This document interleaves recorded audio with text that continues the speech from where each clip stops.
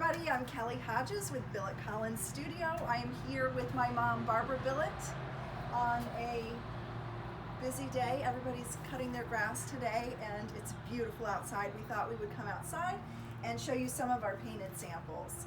So this week we've been focusing on painted furniture, and I thought it would be fun to pull out one of our samples that we did that is a chinoiserie.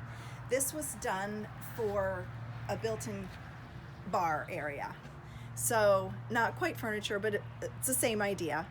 And you can imagine these beautiful black painted cabinets with this great gold shimmery kind of luxe look to it when you're mixing your cocktail for drinks tomorrow happy hour. Chinoiserie is a classic. Everybody's probably seen it before. I love how it can go from traditional to kind of modern glam. So it has that sparkle when it's in this black and gold, but I've also done it in really bright pops of color of like orange and yellow, and also very pale kind of Gustavian finishes of whites and that icy green color with the gesso on it. It's very pretty. I pulled out some more samples because I had so much fun with the gold yesterday. We also found these metallics that I just wanted to kind of do a flashback on. Gold leaf or metal leaf, you can put an acid on there to etch it and kind of give it some character and patina. Depending on which chemical you're putting on there, it will create this, I don't know, modeling effect. It's interesting. Great for the back of a mirror, great for a piece of furniture, pretty. And then this dude, pretty little box. I mean, this is the best sample board ever, right? When you come to a job site with a sample board like this. We've done this for a baseboard, we've done it on furniture. This is a great pattern. We did a whole dining room floor with that. Oh my gosh, I forgot about that. For a fashion guru. Fashionista. My gosh, Dita Blair. This is in a couple different colors of gold. I don't know if you can see, there's like a warm gold and a kind of copper gold. It's pretty. So while I was pulling out the sample that we did for Joe Ireland, we also came across a little flashback, what do we call this? Throwback Thursday. Throwback Thursday. So when I first started doing decorative painting, a lot of it is something that you teach yourself, but I got lucky and we found an art studio in Manchester, England with Bill Holgate, who is a very revered artist, and I was lucky enough to get to take a class with him. And he was fantastic. It was his beautiful art studio. There were about 10 of us in the class, and we got to spend just a whole day with him painting samples and learning his techniques, which were the original traditional techniques and the original traditional tools and materials. So, you know, linseed oil and oil-based products that now we do a little bit more in water-based products, but it's always fun to go back to these. I would like to remark that there are, I don't know, 10 samples on Masonite that I carried back from Manchester, England. Heavy. Yes.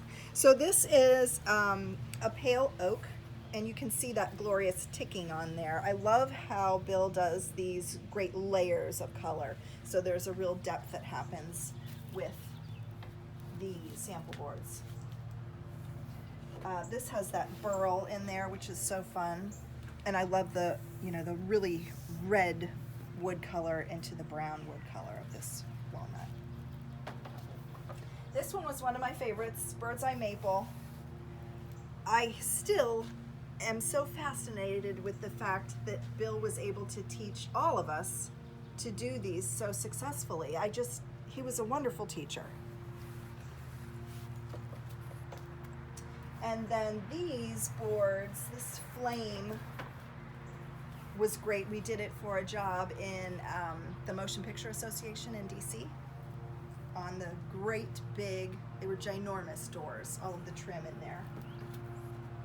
And then here's a burl again in a more brown color, less red.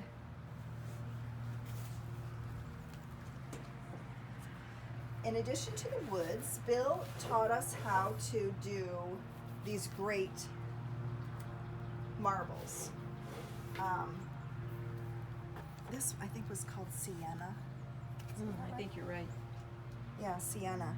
I love that they all had real names. These were not Faux fantasy marbles. These were made to be real marbles, which are fantastic. Marble is tricky to install in certain areas. You think about the structure of your house. You would need to have a fair amount of structure to support some of this marble. So a lot of times you'll see marble like at the National Building Museum downtown that's painted because the weight of that would just be immense. This is a breccia, I believe, stone.